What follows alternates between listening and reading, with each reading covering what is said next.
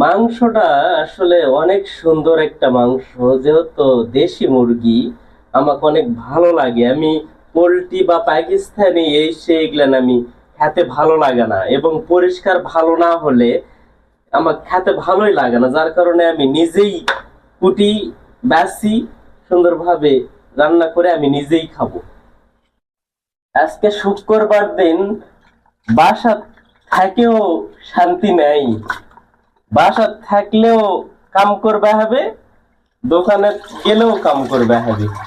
মেয়ে মানুষেরা যে পেঁয়াজ কাটে, আসলে কিভাবে কাটে এত চিকন করে, আমি চিকন করে কাটাই পারিচ্ছি না।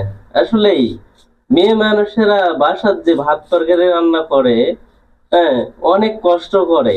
পেঁয়াজ কাটতে আমার চোখ দিয়ে পানি বার হয়ে গেল। বউ নাই, বউ গেছে বাপের বাড়ি, ফেরতো গাবা। এই জন্য দেশি মুরগি নিয়ে আসছি, একাই রান্না করবো, একাই খাবো। এই যে রাত্রের বেলার জন্য হয়ে যাবে, দুটা ডিম সিদ্ধ করবাও দিচ্ছি। হ্যাঁ, ভাত হয়ে গেছে, আলু ভর্তা দিচ্ছি, হ্যাঁ, আলু ছানা দিচ্ছি। এই যে মুরগি রান্না হচ্ছে, হ্যাঁ, একা একাই খাবো আর ঘুমাবো। কি সুন্দর কালার আসছে। নিজে রান্না করে খাওয়ার মজাটাই আলাদা। উম উম মধু খাই,